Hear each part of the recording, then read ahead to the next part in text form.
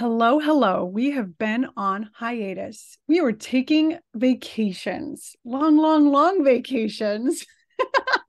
But we're back now and we haven't forgotten about this wacky teacherpreneurs tell all audience. We appreciate you listening.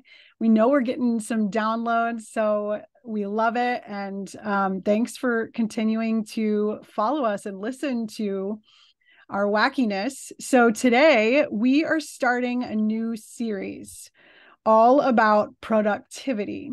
And we thought that the best topic to start with when it comes to productivity is how to plan an entire year. And so both of us are going to spend a little bit of time talking about our process for how we've planned 2023. But remember, we are wacky and whimsical and weird and very, very far from perfect. So we're going to talk about some, issues we've had in the past with planning an entire year. And so I hope that you'll stick around and listen to our experiences trying to attempt to do this and our plans for this coming year. Okay, Amanda. So we were having a chat a couple weeks ago, and you had mentioned how you planned your whole year out. And I was like, whoa, it really blew my mind because I've made long-term goals that I didn't know how long they would take me to achieve. I've thought, when I wanted to move to Las Vegas, I was living in a tiny little town. I had this dilapidated house. I didn't know how I was going to get here. And so I had an idea of a timeline, like maybe 1, maybe 2, maybe 3 years to achieving my goals. But I've never really planned out my year in a business sense. And I was thinking maybe you did that because I see you as a bit of a full-time entrepreneur now since you're out of the classroom. I I wouldn't consider myself a full-time entrepreneur because my daughter is home with me. She's 8 years old and I am homeschooling her, and she is a flippin' handful. My goodness. And she's an only child, so she demands a lot of attention. And we just got a puppy. So yeah, I and the reason that I felt I needed to plan my entire year is because I'm pretty sure I have ADHD. I've never been diagnosed with ADHD. I'm actually in the process of going to see a psychiatrist to see if maybe I've had ADHD my whole life. I'm pretty sure I do, and it runs in my family. But again, I haven't been formally diagnosed, and I'm telling all because that's what our podcast is about, right? So I am highly, highly productive, but I'm also highly, highly scattered. And balancing homeschooling my daughter, taking care of my daughter, taking care of our household, trying to grow my business because I've lost income from not teaching. I've lost a lot of income. My business did not make as much as I made teaching. And in California, I worked at a really high paying district. And so we've lost a lot of money. And so I really need to make this business grow to replace my teaching income.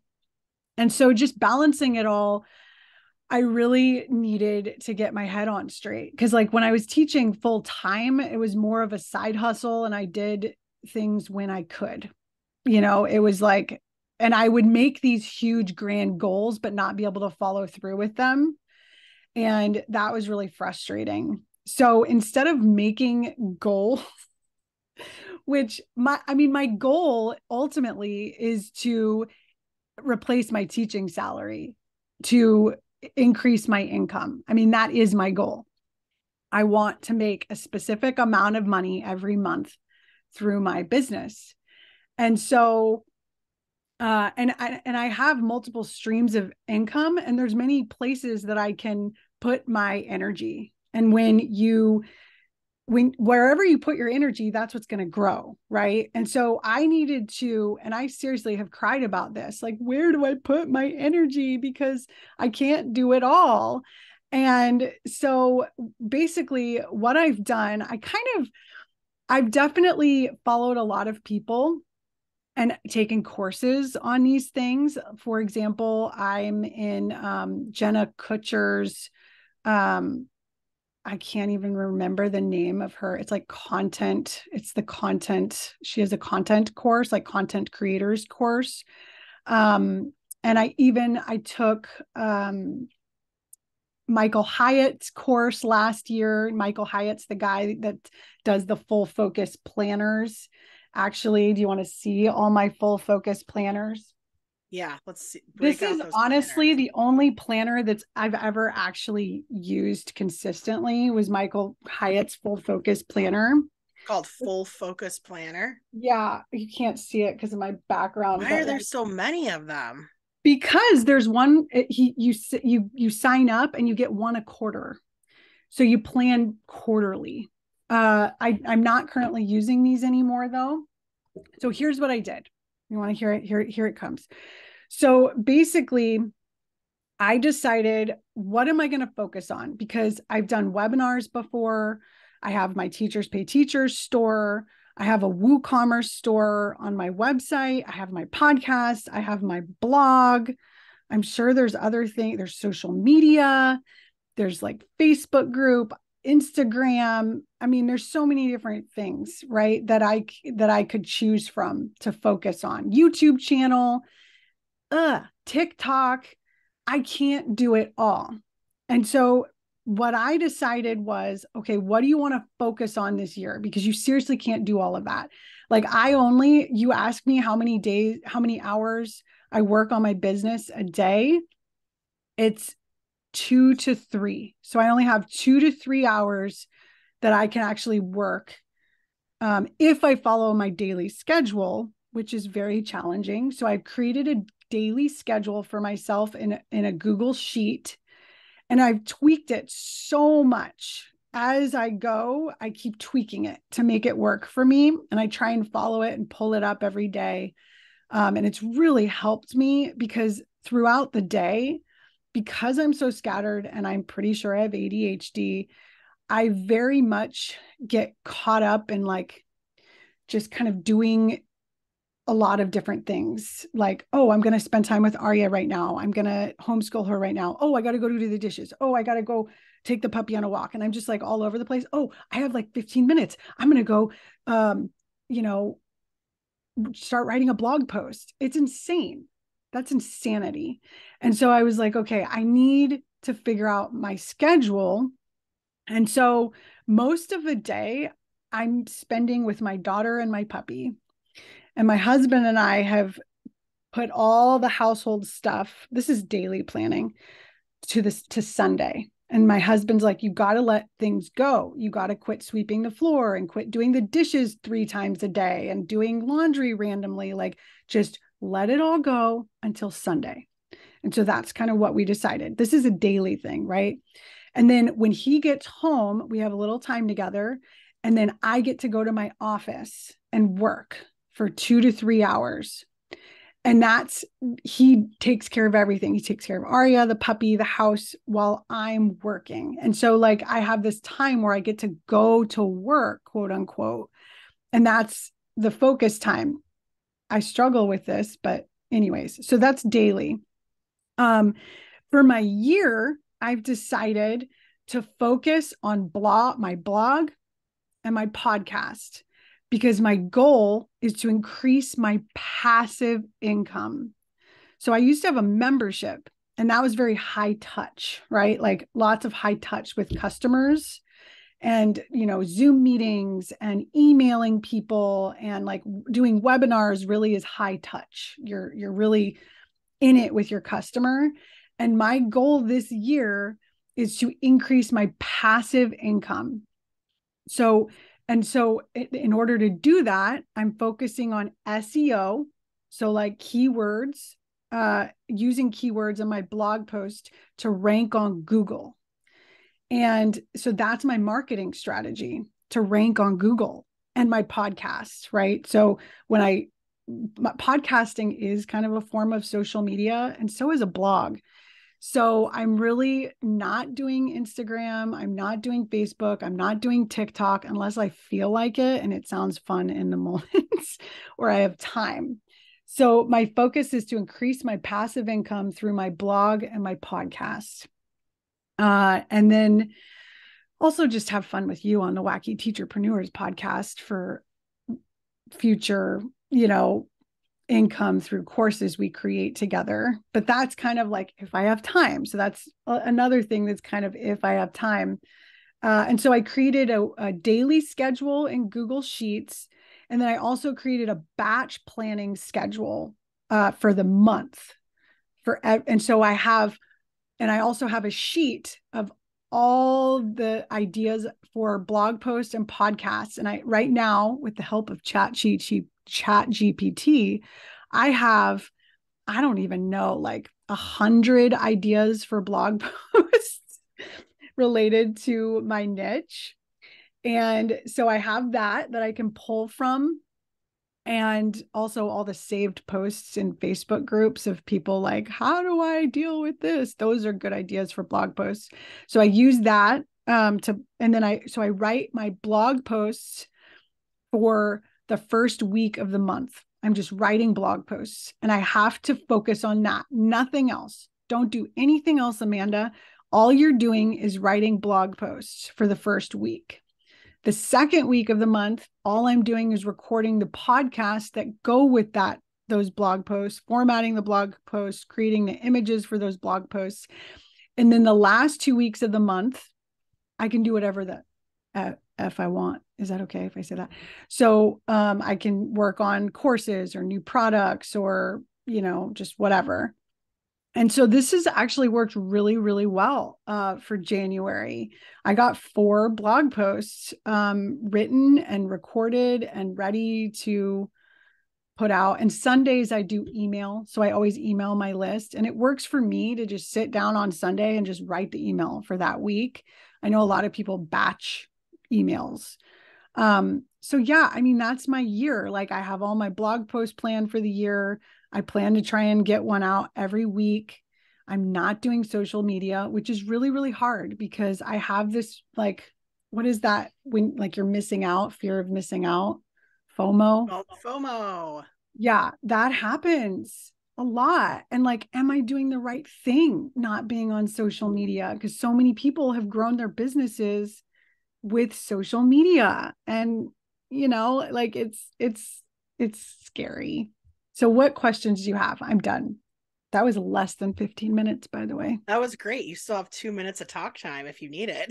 Oh, the planners. So I did buy a planner this year, but geez, every time I buy these planners, they're so cute.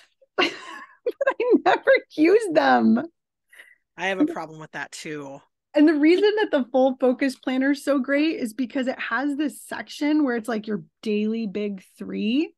So you put what 3 things are you going to accomplish today that are going to move the needle in your business. And so you pick the 3 top things that you want to do that day. And so I like that. And then there's like a spot for other tasks. There's a spot to plan your day, like each hour of the day. There's like a goal setting section in the beginning, which is really cool. So I don't know. Of all the planners I've ever used, the full focus planner has been the most useful to me, but I'm not using one this year. I love that. Thanks for sharing all of that. I mean, you pretty much answered my biggest question, which was just how are you planning your year? And it sounds like the biggest thing is batch planning those blog posts and getting your ideas from that ChatGPT. Is it GPT? GBT? ChatGPT. Yeah. Well, Yeah. and not like using it to write my blog post because No, like helping them. plan the topics and stuff. Yeah. Yeah, I mean, it's really full of great ideas, and you just can kind of tweak and get inspiration from it. So what about you? How have you planned your entire year, or how do you plan these things in your business as a full-time teacher? how do you even make time for it? Yeah, it's kind of impossible as a full-time teacher, I think. And I used to get all the planners and do all the things, but I think I've really been focusing on my feelings more and like how I want to feel rather than the goals I want to achieve. And so I did treat myself with one planner this year because I tend to overbuy planners and then they just stay empty. And then I throw them away about 4 years later. But I did treat myself with a planner. I was looking around for one. This is called the Freedom Mastery Planner. It's kind of cool. Maybe you could see it a little bit. It looks It's very like astrological. leather, has these cool golden moons and eyeballs and Well, stars. can I just say, if anyone wants to see what we're doing, check out our YouTube channel, Wacky Teacherpreneurs Tell All. I'll put it in the show notes. Yeah, that'll be great. That's one thing I like about the YouTube channel is you can actually see little things that we bring up and stuff. So yeah, I got this manifestation planner, and it's more about living a positive life.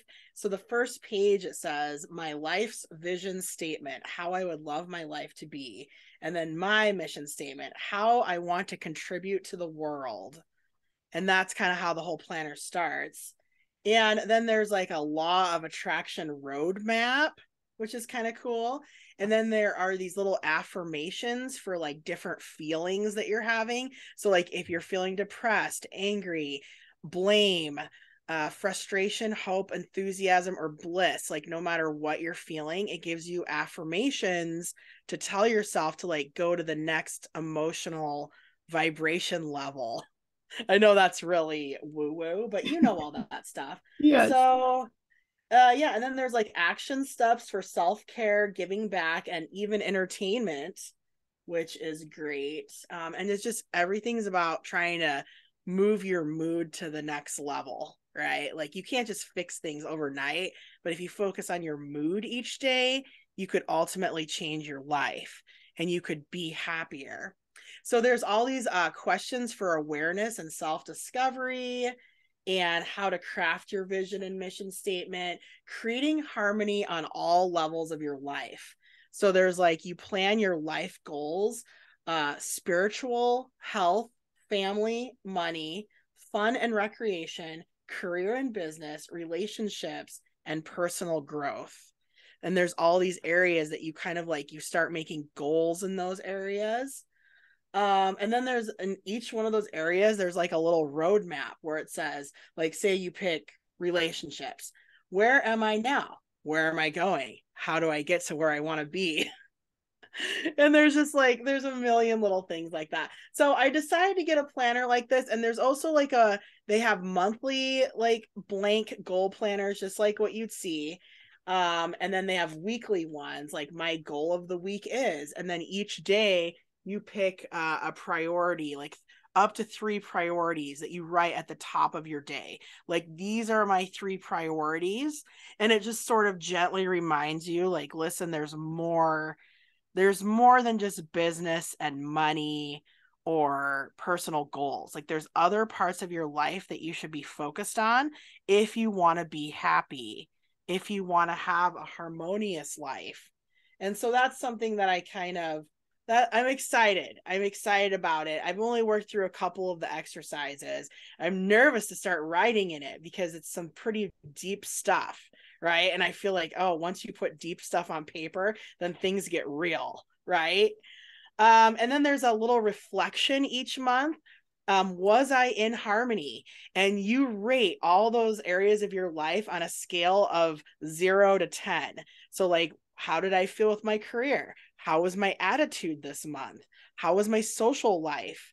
How are my relationships doing? How do I feel about my family, my health, my personal goals, and financial goals? And then you can kind of like fill in and you can celebrate your achievements. What did you learn this month? What were your mental blocks and fears this month? Like, what kept popping up in your head that might have like prevented you from doing better? How did you make yourself feel good? What didn't happen for you and why? So I was like, oh, that's pretty deep, right? Like, those are the things I don't like thinking about, but like, it might be beneficial to put those things on paper, right? Like, because you always have secret goals and dreams and ambitions, and then sometimes they don't really happen, and you just kind of gloss over them. Maybe you want to go to the next thing, and or just try better next month, and you don't really look at the why, like what happened. So yeah, I'm really excited about this. There's a lot about gratitude. The people who are 5 people I learned from and who inspired me this month. And so I thought that was great. I listen to a lot of podcasts and read a lot of blog posts. And so there's probably a lot of people I forget about each month. So I think it's going to be really cool to have something like this. And that's kind of that's my focus, is focusing more on feelings than business goals, just because I think the overall idea of life is that you're more happy, you're a happy person, and that you stop and you can like live in the moment and not be thinking of what comes next. And that's the hardest. I think that's the really hard part. And so anyway, while thinking about this, I did start analyzing my business, and I was looking at numbers, and because I have 2 businesses, I have a TPT store, and then I have my wood crafting business. And really the last year and a half, I put all of my time and effort into my wood crafting business. But looking at it, it does not make me happy. It's caused strife in all my relationships. It's very stressful, and I do not make any money on it compared to my Teachers Pay Teachers business. I probably make 3 or 4 times the money on my TPT store when I look at that compared to my wood crafting business. So that's something that I'm really looking at this year. I'm looking at, okay, I did look at the data. I looked at the numbers. The wood crafting business, even though I thought it was something I wanted and I put a lot into it and I've invested a ton of money into it, maybe it's not really going to get me to that end goal of just like, wow, I'm living in the moment. I'm feeling so happy. I'm not like on to the next thing or what's coming next. I'm just like at peace with where I am. And I think that's my ultimate goal in life, is just to be like, wow, this is exactly, I'm where I want to be. I'm doing what I want with who I want, and I'm feeling happy and good. And is the wood crafting business going to get me there? No, I've decided it's not going to get me there. So that's kind of what I do. And then this planner, it does focus on the smaller chunks too, like the 90-day chunks, like you're talking about, like the quarterly chunks, smaller chunks than a whole year, which is another thing I kind of want to focus on. Just kind of, instead of setting these pie in the sky goals for myself, I need to slow down and go with like daily and weekly goals, because what do they say, or the days are long, but the years are short. And the years do fly by, don't they go really fast. But the days, sometimes I just feel like, you're just sludging along. And but that's where the work happens. So that is my, what do you think of all that? I love it. I love it. I think that what you said is so valuable because it's so true. As an entrepreneur, we get so busy and we forget our bodies and our feelings. And really, that's our life, And I think that's kind of the dangerous part about being an entrepreneur and being a teacher, and to be a teacher and an entrepreneur at the same time. It's crazy. I mean, you can feel like, I love this. It's so, and it's almost like you get a hit of dopamine, right? Like adrenaline when you make money and when you accomplish something. And I'm definitely kind of an adrenaline junkie. And I think that's part of being ADHD. Did you know that people with ADHD have low dopamine levels? Like they're lower than most people's brain. Like there's actually a brain difference chemically. And I've seen a functional medicine doctor who said you have abnormal levels of dopamine, like, and serotonin. And so my business is kind of a source of happiness. But when I overwork, we all know, like when we overwork, it's not healthy. And you end up doing really unhealthy things and adding, like, your adrenals get messed up, and you know, you might overeat. Like that's what I would do. I would, you know, to keep working, I would just like eat and eat and eat, right? And like it's, I don't know, I think a lot of entrepreneurs you could need to be careful about this stuff, and that's why meditation is so powerful, and yoga, and like going on walks and being in nature and pets, and yeah, really kind of cultivating space away from your business, and so that you can pay attention to your feelings and your body, because a lot of us don't. So Yeah. And then, like, what is the ultimate why? Is it something, is it an amount of money, or is it something you want to buy? Is that a good ultimate why? Or should it really be being happy and feeling peaceful? Like, should your why be stuff, physical things that you can't take with you anyway when you die, right? Like, should your why always be attached to something financial, or should it be a feeling? And that's kind of where I am. And I've been thinking, is this like a midlife crisis? Because I am now in my 40s. I'm me too. like, what's going on with me? Like, it always used to be, you know, the next house or the next thing I wanted to buy, the next place I wanted to go. And now I'm just like, what does it even matter? You know, like what, like it should be more about my feelings each day. And if my feelings are not on point, and they're not like a high vibration, I'm not feeling really good and happy, what is the point of doing the daily grind? Yeah, well, what I've noticed being home, I bet many people noticed this during the pandemic, being home all day with yourself, um, is that my emotions, I don't know if this is everyone. I know it's not everyone. I'm a very sensitive person, and I know you are too. And so my emotions, like I can be like euphoric 1 minute, and I'm not like bipolar or anything, but I feel like maybe I have like a tendency towards that. And then like, you know, 5 minutes later, I'm just frantically, you know, or I like feel like crying, so like my emotions are, and I've definitely paid a lot of attention to this stuff because I study mindfulness, and I'm about to start a 2-year program to become a mindfulness meditation teacher. And so I think it's more about kind of noticing and accepting what's happening rather than trying to reach for happiness. You know, like, wow, I'm really agitated right now. This is what agitation feels like. Or I'm really triggered, or I'm really annoyed at my friend for what she said. Like, you know, and just noticing it, not you, Jess. I'm thinking of someone else that said something recently about something that I do as a parent. And I always feel judged.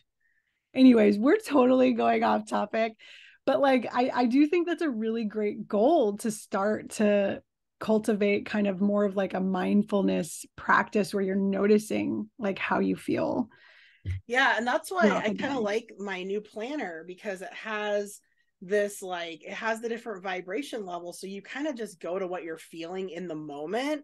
And then it has like these affirmations, things that could make you feel better. Like if you're already feeling good, things that'll make you feel even more good, right? But if you're feeling kind of frustrated, or you're kind of mad about something, it gives you some things to kind of just bump you to the next level and make those things not only make sense and you're recognizing them, but like you're also being positive to yourself with those Yeah. positive affirmations. So I do kind of like that, because I agree. It's not all about just finding happiness, because even people that seem happy are, you know, they say like the happiest looking people in the world have the highest chances of hurting themselves someday, right? Like they seem so happy. That doesn't necessarily mean that people are, because life isn't just about this pinnacle of finding happiness. But I do think it's kind of like, I don't know. Sometimes I think, am I chasing stuff? Am I chasing money? Or am I chasing like an overall well being? Like overall, like feeling good, I guess. Good. Like our backgrounds. Yeah, like our backgrounds. I think I this was an love that. amazing episode, though. Yeah. I think this was a good one. So Me thank you for too. sharing your yearly plans. You too. You've really inspired me today. You as well. All right. Namaste.